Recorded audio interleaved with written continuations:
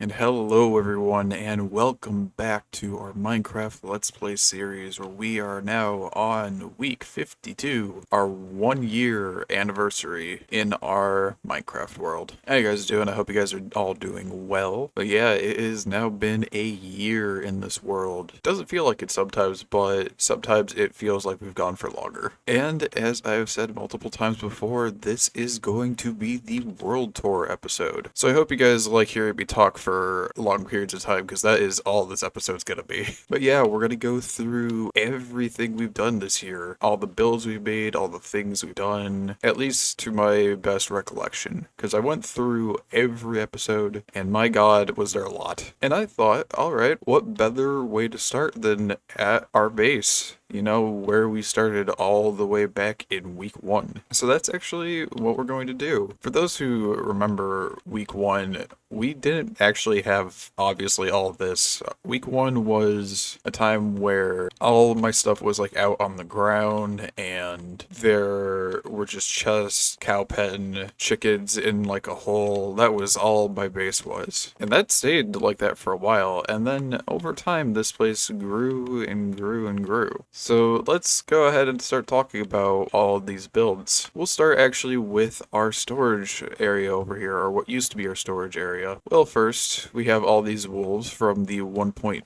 update that I still have yet to find a place for. This was all the way back in week 28, just a little bit over halfway. But our storage system here that is completely almost destroyed because I ended up moving, this is actually something I built back in week 13, all the way down to this area down here as well. This is all built that week, but we have since changed it, and I didn't want to take it completely out yet because I wanted to have it here for this world tour. Then if we come down the paths that we made over time, we have our water wheel house. This was actually done in a few weeks. The water wheel itself was made during week 29. The house was made during week 30, and the interior decoration was done during week 32. And this is actually currently my home. I do actually sleep here because we don't have the bed up there anymore. And I was pretty happy with how this place turned out. And then we keep moving over here. Our bridge was made during week 25, which brings us over to our moss farm, which was made during week 16, actually. This thing barely gets used anymore, but that's also because like we have a bunch of moss items already in here, so I just didn't find any use to keep it running. This thing might even get torn up in the future, probably brought over to where our cactus farm, seapickle farm, and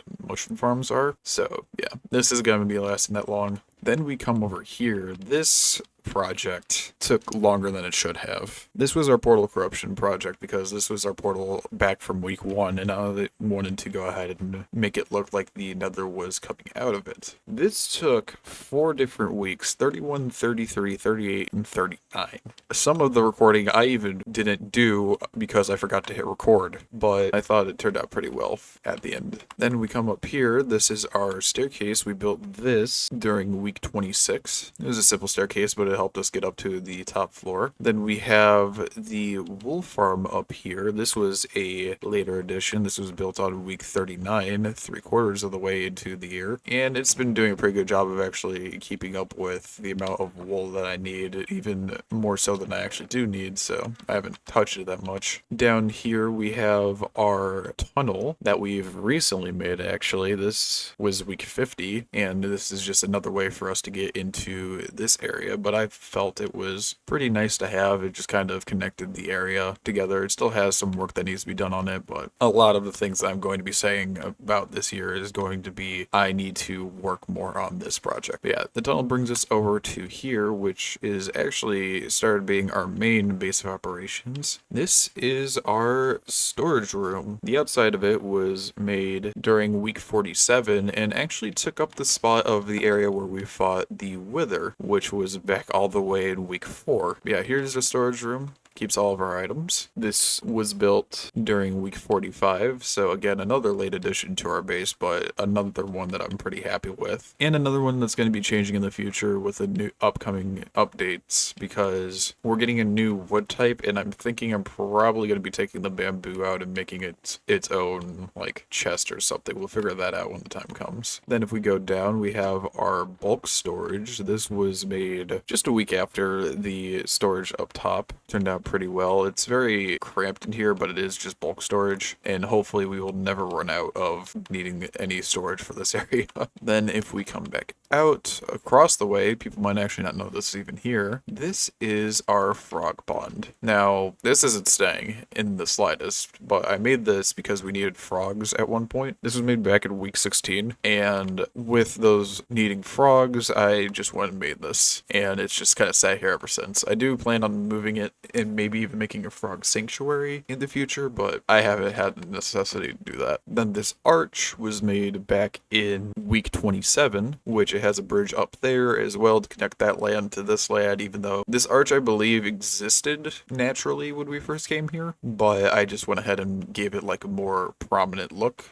And then we have our beacon, which the stairs we actually made back in week 26, while the beacon itself was made on week 25. So this was made first, and then the stairs were actually made and then fixed. Yeah, it's got the whole design that I wanted to do for this place, which was steampunk. I still like this build a lot. And then we've got our pumpkin and melon farm that we made back in week 18, which has produced a bunch of pumpkins and melons, so much so that it's actually been, producing too many. Maybe just add another chest, but I've also been thinking about making an entirely new design over where our other crop farms are. Then over here we have our glow squid farm. That's the AFK spot up there, but we come down here, and this was actually built quite recently too. This was during week 47, and this was just for us to get glowing sacks for our villager hall. And then finally for another build that I'm pretty sure not a lot of people actually know exist here, because I built it very early on in this year and then never kind of used it that much, is we actually have a skeleton farm not too far from our actual base. It is just a skeleton spawner that is hooked up behind some tinted glass, and I made this room, and this was originally where we had our enchanting table.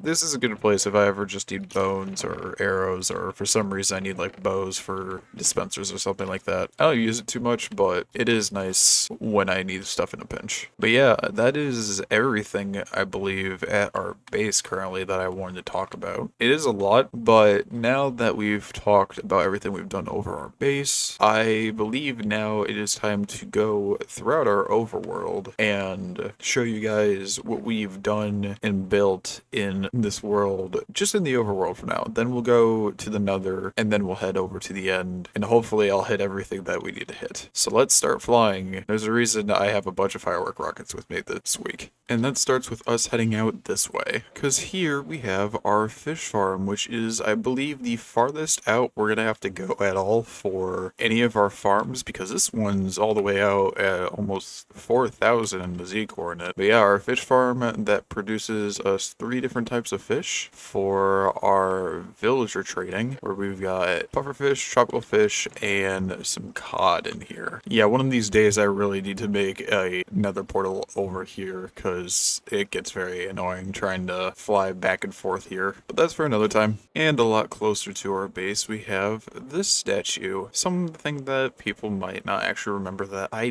did in the past. This, actually, if I get a better view of it from up here, is the statue of Jelly the cat. This was built back in January for the reason that might be obvious, so I'm not going to state it. But yeah, I built this statue of Jelly, and I wanted to make a city around it, and I never got to it, and I promise, the thought still hasn't left me. I do still plan on doing a build around this, because otherwise it just kind of looks strange having the set piece here alone. But yeah, I built this. This is my first attempt at actually doing like a big build, and I thought it turned out pretty well. I believe it's very accurate to the Jellycat, and I think that it is a good set piece in our world. It of course needs something around it, but I really thought the statue came out well. And over in this direction we have our slime slime farm in the swamp, a place that I was going to go ahead and do a little bit more detailing on as well. That's probably something you're going to be hearing a lot for these builds. So I wanted to make it look like a slime ball down there maybe, or maybe even make this up here look like a slime. I never got around to that yet. And then over here we have our flower farm for the blue orchids in the swamp, which give us a decent amount. This is like one of the simplest farms I built, which I'm very happy for because some of the farms I've had to build were very, very annoying to do so. And then actually not too far from our flower farm is the recently built kelp farm, which is apparently still producing kelp, even though it's turned off. I don't know how that works. Yeah, this was a build that we made not too long ago, and also one of those farms that actually went without a hitch. We don't really have a lot of those farms, I've realized, where we build it and it just works. So then in the same direction heading back to the home from the kelp farm, we have another one of these flower farms, this one for white tulips and orange tulips, which for some reason give orange and light gray dye. I'm still a little bit annoyed about that, but I digress. At least it's getting us more dye, which I didn't say earlier, but those dyes were for our villager trading again. And as you can see, again, it gives us a decent amount of flowers, mainly the white tulips for some reason, but that's fine. Then we have our sugarcane farm, which is actually empty right now. Well, it's not empty, but it's a lot less sugarcane than was in here because I had to make all the firework rockets for flying around for this episode. And we built this over here because literally not too far away from it is our gunpowder farm or creeper farm. And this farm, well, this farm I actually use quite a lot as well because of the rockets. And I'm going to show you that there is literally no gunpowder in here besides two apparently, because of the fact that I, like I said, ended up using all the gunpowder for firework rockets. So that's why these two farms are built so close together.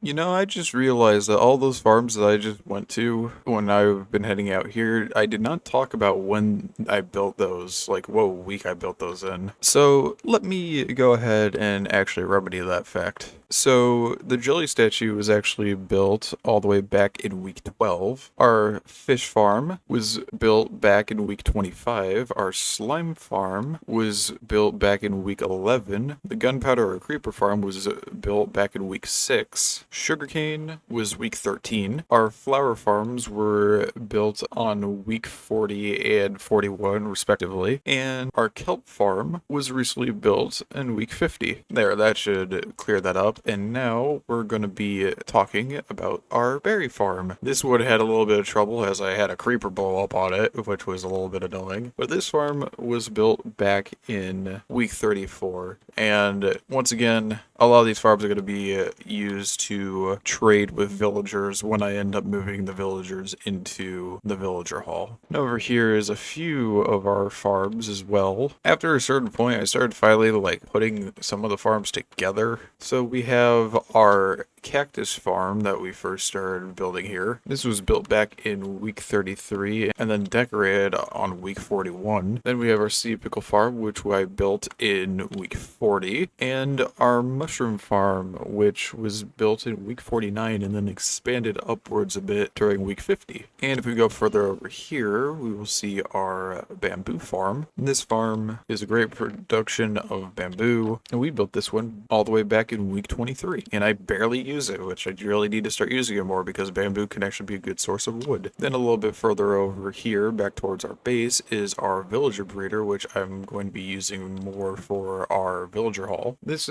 was built in week 31 until I realized that I accidentally threw a nitwit in here, I believe is what they're called, which can't grab a job. So I fixed that on week 41 because I realized that issue. Then if we come back near our base, I don't know why I flew that direction because over here is our villager crop farm, or just the crop farm if you want to call it that, because this grows all four of the farmable crops, or tillable crops, I should say. And this is also the village that we went ahead and fought our raid in. We've only done one raid in this world, which I don't know why, but that actually surprises me that over one full year we only did a single raid. But yeah, no, this was the village we did it in, and now there are no villagers here. I am also planning to eventually increase the size of this, but I don't think it's actually been too bad at providing us with crops. And then here is my lag machine, aka the 800 axolotls that I spent way too long breeding. Actually, I started in week 15 with these axolotls because I set a goal for myself to try and breed a blue axolotl and then set the goal to try and do it before the end of the year. I then built a pond at our base on week 24 to help with that process, as people may remember. And then this pond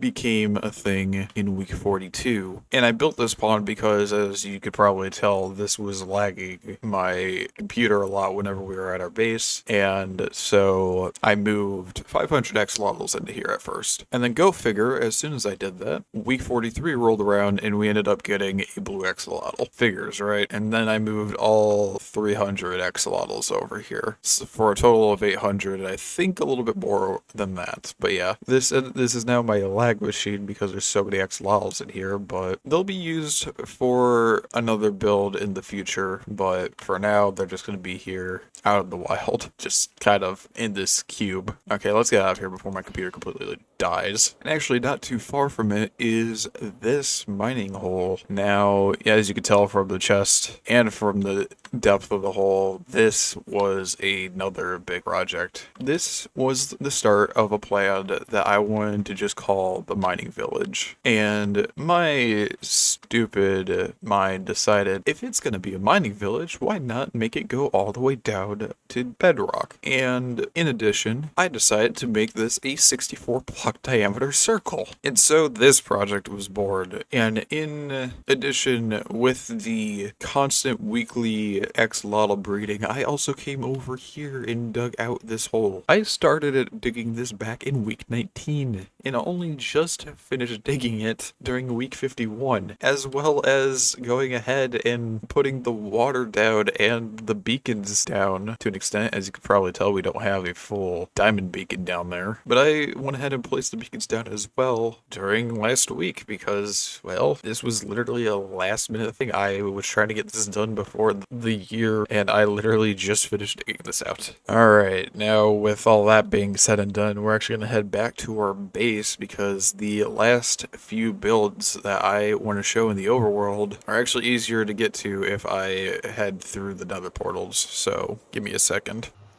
And here is the first farm that's easier to get through to portals, which is our prismarine farm. We built this over a ocean monument, obviously, and this farms the guardians for all the prismarine that we will ever need because, man, does this farm go fast. Yeah, see, look at all those guys already spawning, and also despawning because they can't get into the portal fast enough. And now, here is our witch farm that took me a while to build as well because it took us so long to find the witch hut that would allow me to actually build this. I just realized this should be here. And I just realized I forgot to mention when the prismarine farm was built. And the prismarine farm was built on week 37, while the first ocean monument we ever went to was actually all the way back in week 4. And for the farm that we're currently at, this witch farm, well, we found the witch hut during week 36, and then we built the farm on week 37. And this is actually, I believe, the farthest farm to our base, because this is almost out to negative 8,000.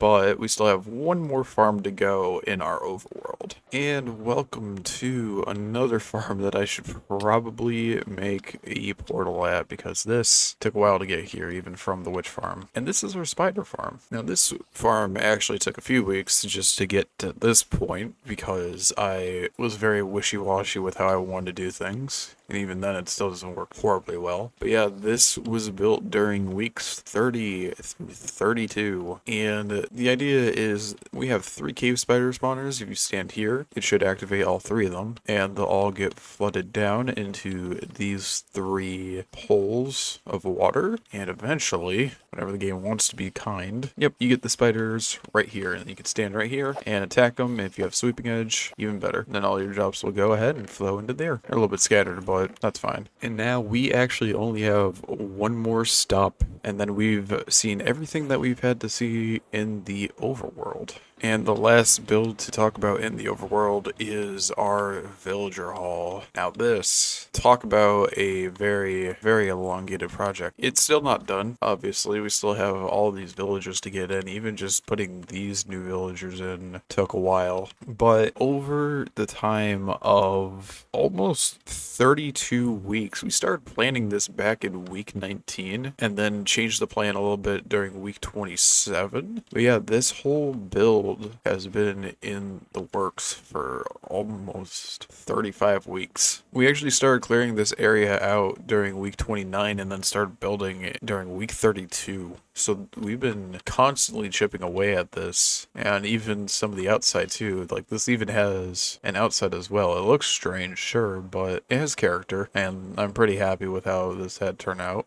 I would say we're actually quite close to being done with the outside, because really I just need to figure out what I want to do with here and then how I want to decorate this. And then of course I need a terraform and everything, but yeah, no, honestly, this is the project that I've put the most time into, definitely, like actually building and stuff over the whole year. If we're talking about time in weeks, like weeks spent on it, this is probably the longest. But if we're talking about overall time, then we're probably looking at the mining village. But yeah, I am so happy how this turned out. There's obviously more to do with it. Obviously moving in the villagers, because we only started moving these villagers in during week 48, so about 4 weeks ago. This was something I wanted to have almost done by the end of year one, and I think I did a pretty good job, because when I set that goal out, we didn't have any of these rooms. We didn't have this hall. We didn't have the storage room in the back, and I think everything just kind of looks neat. It definitely looks a little bit strange in some areas, but I'm pretty happy with how this place turned out. And that actually concludes everything for our overworld builds, with all the farms, all the structures I've built, and now that means we are going to turn over to the Nether. Starting off with the first farm we actually built in the Nether, which was this magma cube farm. Now the magma cube farm obviously is for getting magma cream, and I come over here every so often to grab all these when I need magma cube blocks. And obviously we don't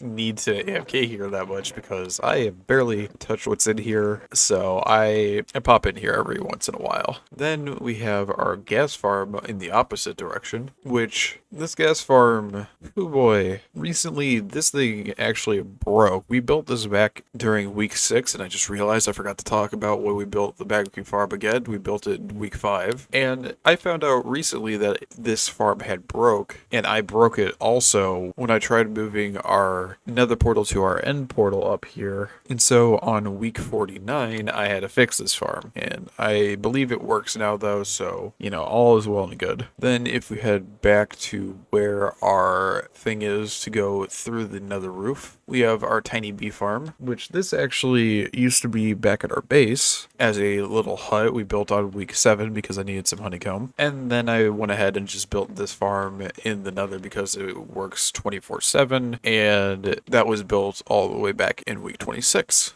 And now for our big farm in the nether, the one that I use way too often, especially for whenever I need to repair things. This is our gold farm, and I really need to turn down some noises. Give me a second. There we go. That's better. This is our gold farm. This has a lot of things to talk about, actually. This was built back in week 9. We made this farm very quickly, but not without some repercussions. This is actually where I died the first time, too. I fell from the farm and didn't have my wings equipped for some reason. And then I died again in the beginning of week 10 to the same reason. Other than that, we've worked this farm over and over again, and we reworked the storage system back in week 19 to what we have as currently, where it gets rid of the golden swords and keeps everything else in these chests. So yeah, definitely one of my most used farms, especially for whenever I need to get experience or I need to repair any of my tools. I just sit here for a little bit, probably just 5 minutes, and and I'll have all my stuff completely healed up within no time. I frequented here because of the mining hole, but we'll see if I actually end up being here a lot more often than not.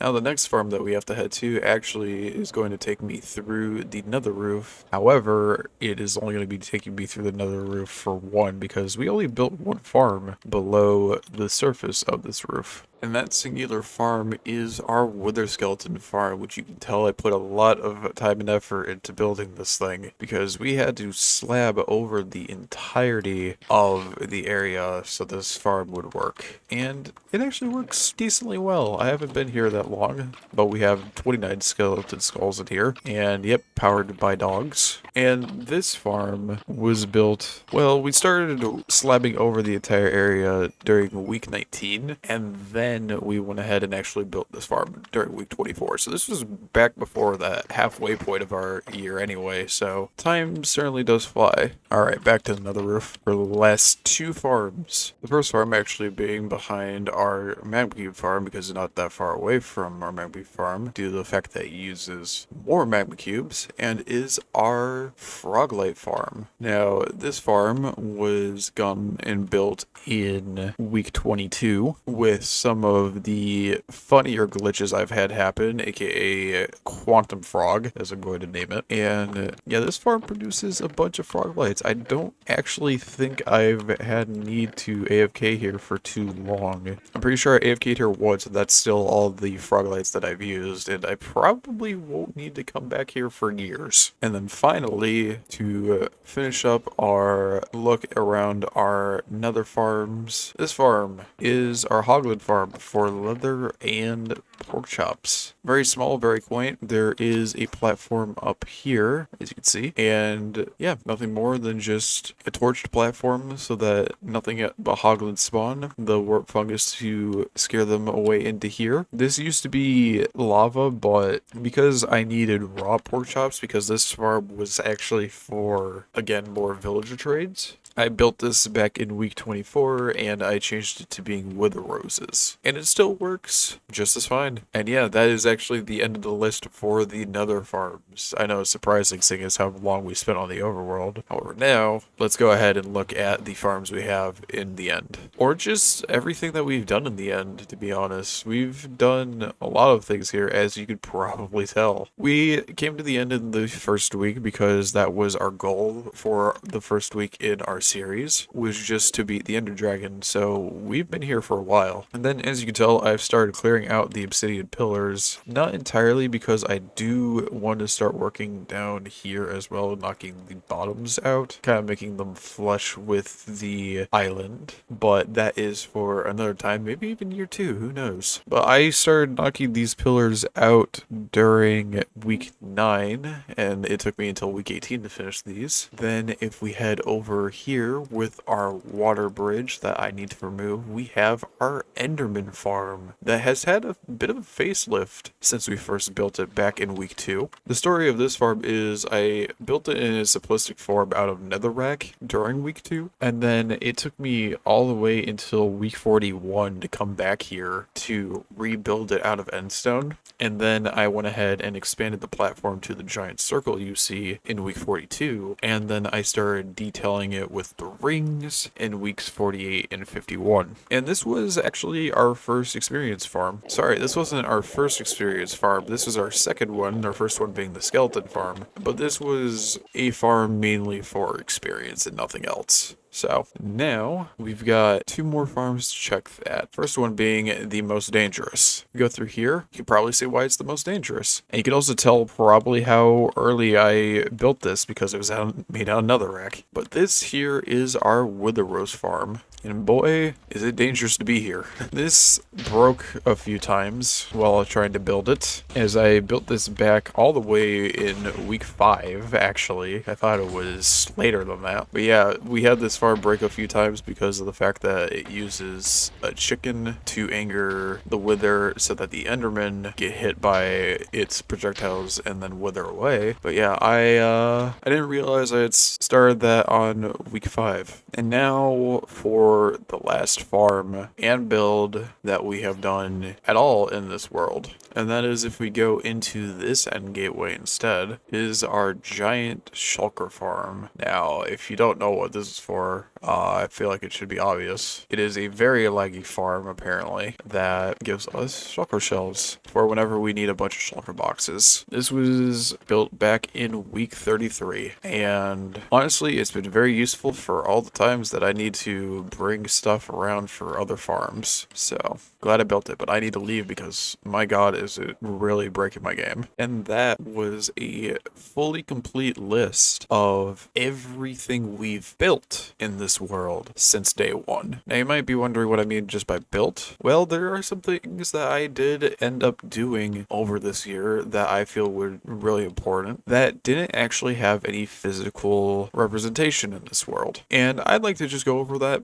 for this ending part because they did shape some episodes as well. Starting off in week 7, we went ahead and did almost every advancement in this game, and we're only missing 2 more here. Then in week 8, we went ahead and explored a woodland mansion, which is one of the bigger structures of this game, and we actually found it without needing a map, which I thought was kind of interesting. Then we did some trail runes, which allowed us to get these pottery shards that made the pot on the back. We did those during week 8 and week 11, probably a bit more during other weeks. And then the tale of the ancient city that we've spent a lot of time on. The first one we ever found was during week 11, and we explored it during week 12, and by that point I wanted to get everything from the ancient city, even the hardest item to get, which was the armor trim that you see on me now, the silence armor trim. I spent weeks looking for ancient cities and then exploring them, only to keep coming up empty-handed and even dying at one point to a warden during week 16, and then having to get my stuff back during week 17. But finally, after a lot of time, on week 28, we got the armor trim and never went back to an ancient city after the fact. And then the last thing that I think would be important to talk about was the 1.21 update. Sure, we do have some things to actually show for it, like the copper doors in the background or the copper trap doors that you can see on the lanterns outside, but the main thing for the 1.21 update was the trial chambers, which we ended up having a lot of blocks gone from it, but the more important thing that we were trying to get for so long